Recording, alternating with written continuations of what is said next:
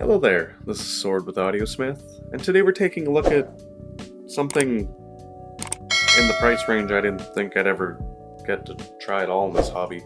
This is the TSMR Halo. This was sent to me as part of the tour that's going on in Canada. It was offered for me to borrow it for a couple weeks, so I did, and I'm very glad I did. I do have to send it back, I don't get to keep it or anything. $2,000 US. That's like 2,700 something around there Canadian right now. This is expensive. Who entrusted me with this? Those fools.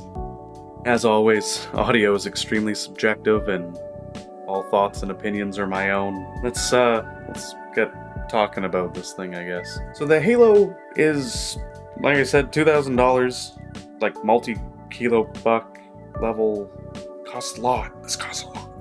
I shouldn't be holding it with my bare hands. I should have gloves on, probably. Anyways, I didn't get the full unboxing because it is part of the tour unit. This was kind of just sent to me in this brown leather case. And from what I'm seeing on their accessories on the site, that isn't the case it even comes with. No tips or anything, just the cable and the IMs themselves. From the website and what it shows, like that they do have a zipper case that it comes with. Comes with 3 different sets of tips and a cleaning brush. And the cable and IMs, obviously. I'm not really a big fan of this cable. The first half, this part is good for the most part, but it has a bit of memory to it, and then this gets kind of stringy, messy, and the ear hooks kind of wrap around. And it's, I know that they have the same cable on, I think like they're $200 sets from what I took a quick glance at, and I think it's a fine cable, especially at that price, but at $2,000 I'm thinking maybe something a bit better, especially when I like the Meyer audio cable that they come with a lot more, and you can get their cables for like $20. Anyways, I digress about the cable. The IMs themselves, comfort, fit-wise, incredible. Probably one of the best fitting IMs that I've had so far. Faceplates have this cool looking like galaxy sparkle on them. They're slightly blue and gray. I really like it. Shells are translucent for the most part. There's a little bit of grayness to them, a little hard to see inside, but fairly clear where you can actually see all the drivers. You can see resistors and a really cool technical look inside of this IM with, jeez, there's a lot going on here. Each side of these has 12 units of drivers, 24 in total. There are 2 for the lows, 4 for the mids, 2 for the highs, and then there's 4 electrostats for the very highs, which is, I've never heard electrostats before. This is my first time hearing them, and that super top end has a lot of detail and a lot of stuff going on there that I haven't heard on any other set, and it's good. It's $2,000. It should be doing things I haven't heard before. The overall sound is very well balanced. Everything sounds natural and correct and huge and glorious. I don't have words that can describe what this set can do sound-wise. It's very impressive, especially technically.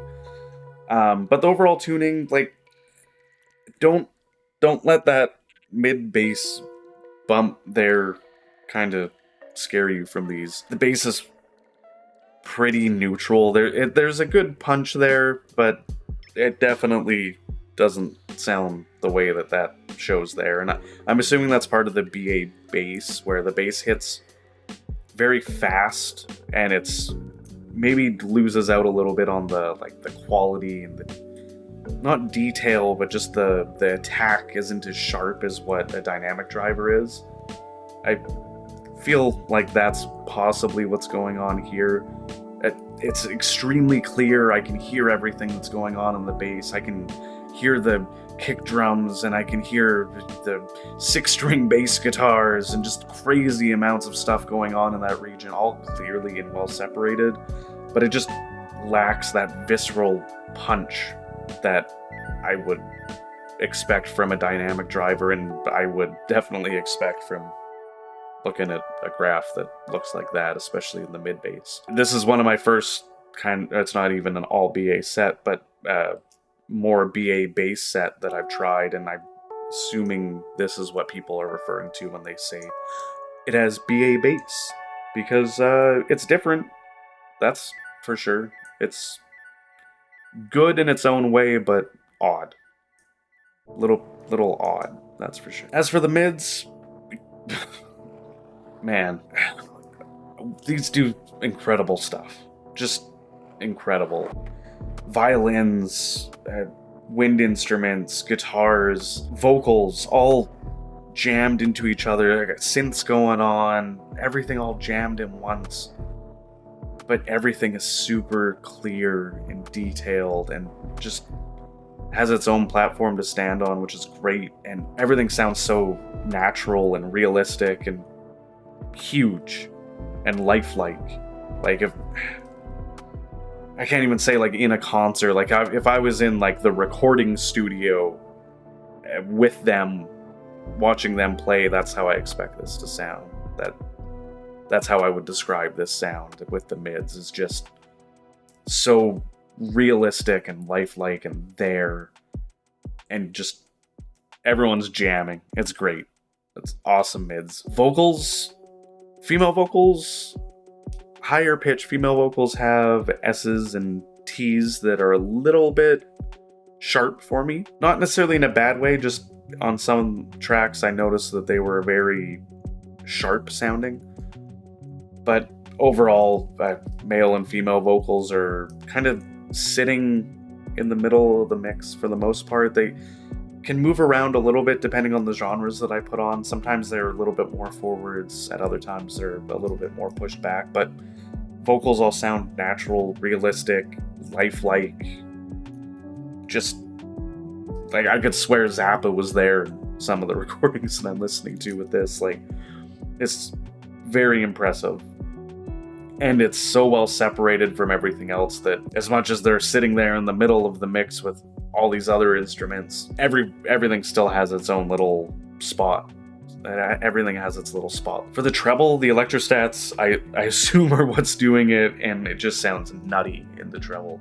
There is so much going on, so many things that I've not heard before that are just flowing around me up there, like cymbal taps. Like, not only are you getting that ring out, but you actually get that initial impact and that little sizzle with that little hit that I haven't heard on other sets. Like, there's so much information and detail coming from the treble that it's just impressive to me that these little things, although $2,000, are able to pull out that amount of information from a track, especially tracks that I've listened to for many, many years. There's still stuff that I've been missing then these pull it out effortlessly. Just very well balanced treble, but just insane detail. I don't find them sibilant or anything. They're definitely not relaxed in the treble region, but not piercing or sibilant or splashy. Very, very well balanced. Tonally, I don't really have anything negative to say about these. They're ridiculous. And at $2,000, I was hoping that they would be ridiculous. I was really worried I was going to get a set and be like, $200 gets you pretty close to this. I don't think that's true at all. I've never heard anything close to what these are pulling out. Truly a really awesome experience. Really, really enjoyed these. As for the technicalities, it should kind of go without saying at this point, because I keep bringing up the separation and how well separated everything is. Everything's separated. There is extreme layering going on. And some of the most chaotic tracks I have, where there's hundreds of layers going on, it almost feels like it's all pulled apart and dissected back into the audio workstation that they were working on, and it's all there, and I'm segmenting everything out and looking at it in real time while I'm listening to a song. It's bonkers. It's so bizarre to listen to. It's incredible. I don't know if other $2,000 sets do what these are doing. I'd love to try more and find out because, man, is it special and it's really cool to listen to. Soundstage is huge when it needs to be. It doesn't always sound super grand, but during orchestra tracks or OSTs, it really fills everything, and there's so much room there. But on simple metal tracks where there's just like 3 musicians going at it, it's fairly tight and fairly intimate.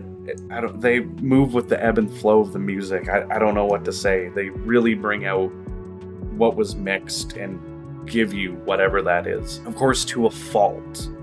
If you listen to, like, some of my stuff is very badly mixed that I listen to. These are awful to listen to that on because it sounds terrible.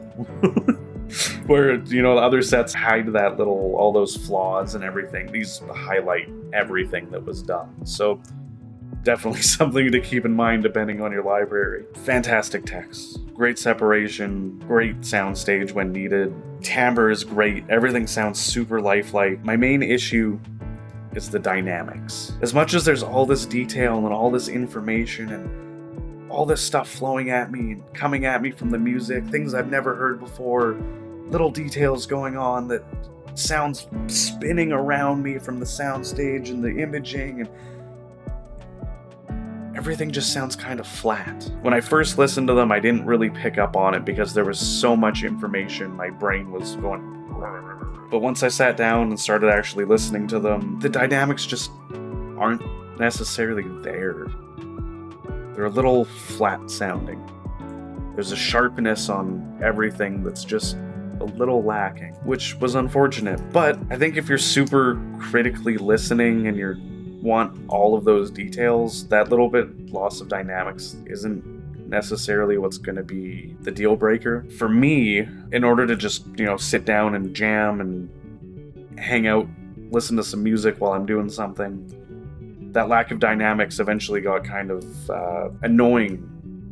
I knew that it should be more engaging than what it was. And only when I listened to these analytically did I really enjoy them. So, not necessarily great for just a general regular listen, but if you're a person who likes to sit down and dissect tracks and really dig through all the details, they're really good at that, but just not great at throwing in your ears and jamming out. I highly doubt that the intention of this $2,000 set was for video games, but, well, here we are, because that's a section I include in my reviews, so... Well, I missed the mark on testing with Halo, which kind of feels silly now that I'm recording the video for this, but you know what, for the games that I did play, seriously good gaming performance. I know we're at $2,000 for the price tag, but really, really, really good for gaming, and I definitely wouldn't run out to grab it if I was a serious gamer still, because it's $2,000.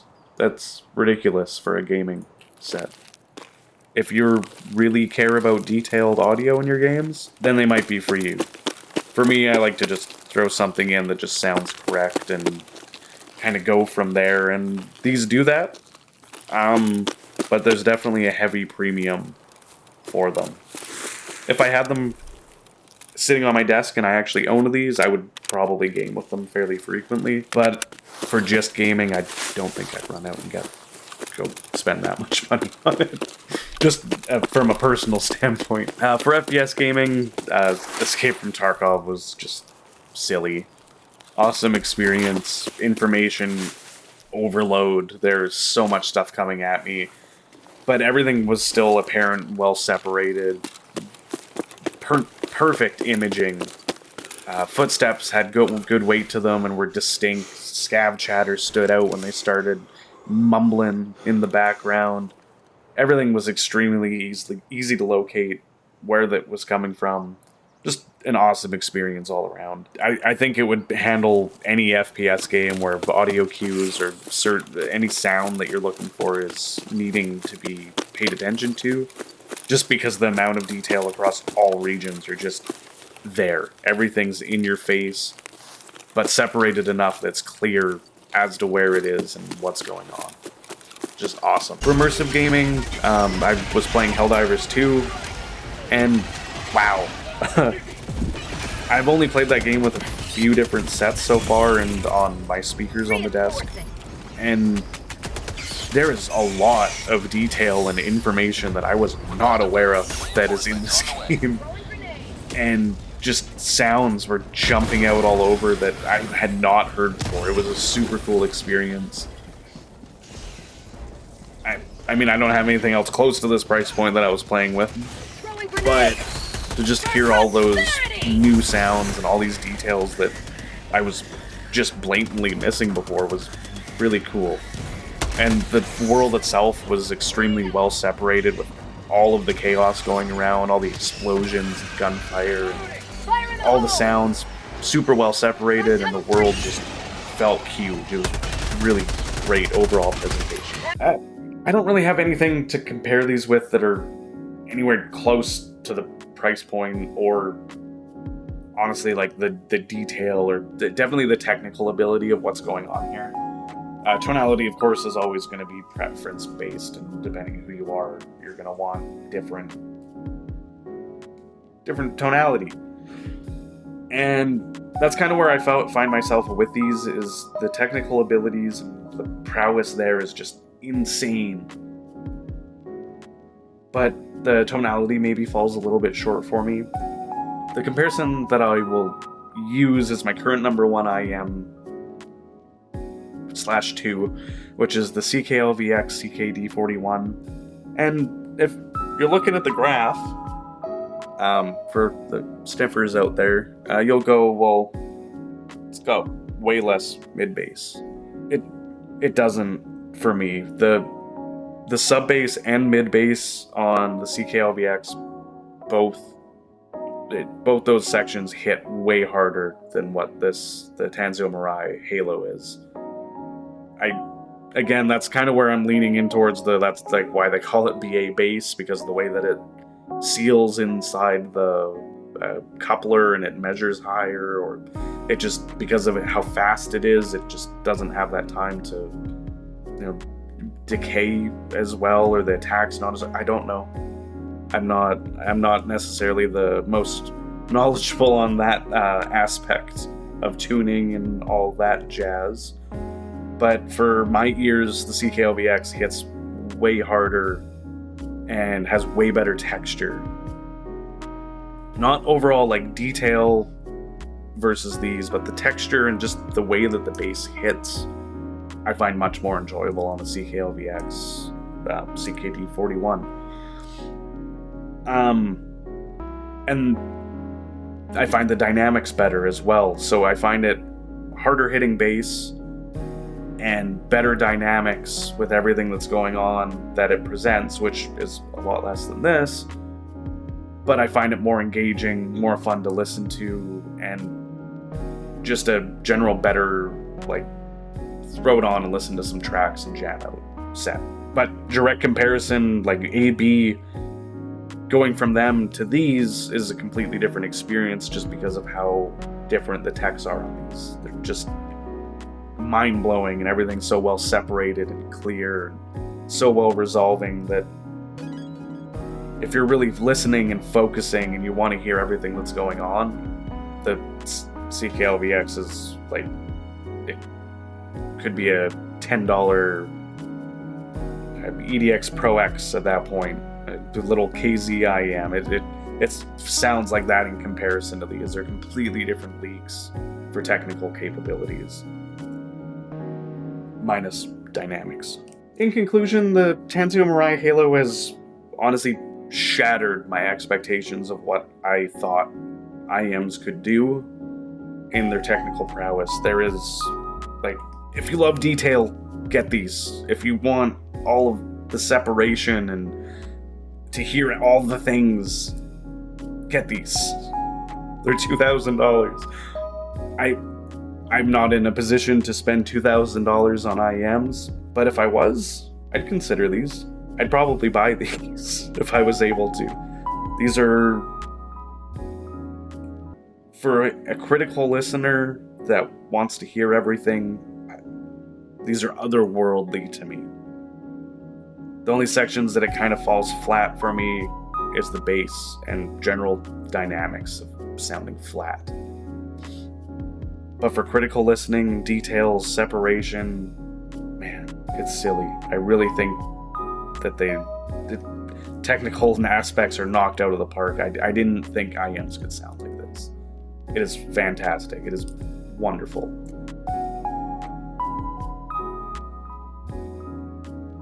That's really all I gotta say. I never expected to be holding something like this. It's really cool. And thank you very much for watching and listening to me ramble about a set that no one probably should have let me hold. Alright. Have a great day. Peace.